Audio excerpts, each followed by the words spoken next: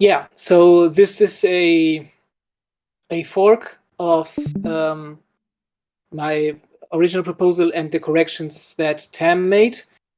I put in a bit of her Goldilocks strategy to to kind of mix it and put it together. So yeah, um, the params are these one. I set a very low minimum goal since Tam said we had a soft commit at 400,000. And I agree actually that it's very important that the hedge succeeds. I think it would be, yeah, it would not be cool if we kind of fail to raise the minimum. So I think it's good to play it safe in that way. The target goal is a bit more optimistic. It's at 2.5 million,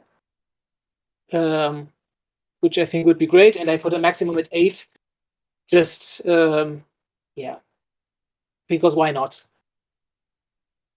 And yeah, this configuration makes that at the minimum the hourly rate is relatively low. It's at around 20, but it then yeah, it grows pretty fast, which I think is good. Like if we really don't raise that much money, I think it's yeah, it's fair that the hourly rate is lower. And in the end, I think the most people will already, like the first people to donate will be the builders themselves. So I don't see really an issue with that. And it ends at a maximum goal of at around 140, which is, I think, good money, but doesn't get like completely crazy. So yeah, the hedge period are 28 days. I think that's a lot more than my first version. I think I set it at 10 or something. Because I hadn't thought about what Livia said in her Magic Ball, that people should be able to, find out about this, apply to the trusted seed, get accepted, and then kind of still join. So I think it's good to have around a month for the hedge. I think that's reasonable, and we can keep the hype going that long. Also, what Griff said, that it's time we win to build the next step, so it's also good. I since we have now this bit longer hedge. I lowered the membership ratio. I had it at 50, which is very high, so people can really go all in on it. Yeah, I put it at 25 now because I think we should still let people put in as much money as they want, but we should have a cap at how much of a whale somebody who just joined can become. So I don't know if I did the math here. No, I didn't. But 25 was the. It's done for you if you scroll down a little bit. Yeah, there it is. $28,000, $30,000. Yeah, so he can still join big, but the voting power won't be that high in case that he kind of becomes malicious or just, yeah, that. So yeah, I kept the minting rate at 1 because I think it's the most easy and it's just psychological. So, keep it simple. And I think also $1 is, you can get enough tokens and feel like you're buying a lot of something. Tribute is at 7. Um, I like that number personally. I think it is high enough to kind of mean something, but low enough that you don't feel like you're just giving away a lot of your money. Also, if you look at the rage quit, especially for the lower levels, it starts at 60%. So even so, making people backers kind of donate even more of that for a low hedge kind of didn't feel right. So I think 7 is a good number. 8 is also great. So it's kind of in that in that range. Now, this last point is probably where my mind has changed the most. I kind of liked the comment that Tam made that we want little, not that many proposals, and in the last, we want not that many proposals. I think it's good.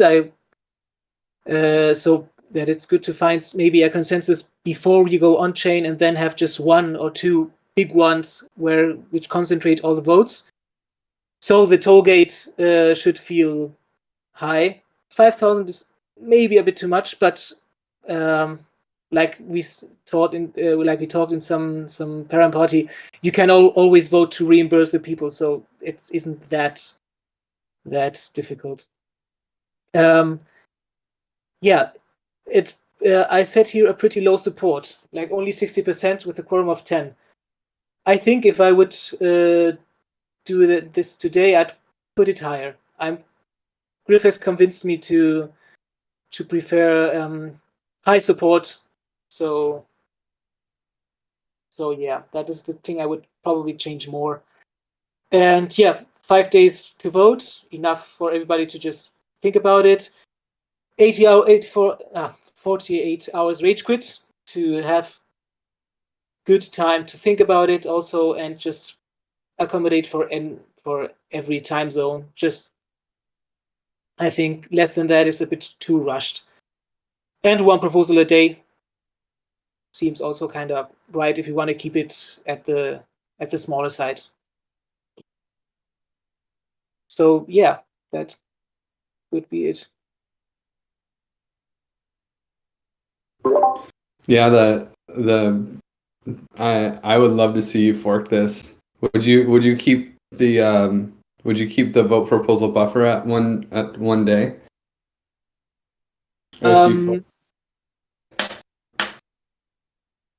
Yeah, I think I would. Even maybe just because the others are always so low, just to be a bit of a contrarian. But yeah, I think if we want to go the route of little or not that many proposals, but make them count, I think one a day to give people time to read and have most of this discussion happen on a forum or something would be, I think, appropriate. Is the greatest disadvantage of this of a 24-hour vote proposal buffer that if an important proposal needs to be made, it can be blocked by, I don't know, spam proposals? What is the disadvantage to the 24-hour buffer? I just don't see the advantage. If you keep the high toll gate fee, you're going to have still the same effect, in my opinion. So I don't see the advantage of a high buffer. I don't think it's like a horrible thing. There's a small issue if like the devs need to do something, like, oh, we need to pass 4 votes, to fix this bug.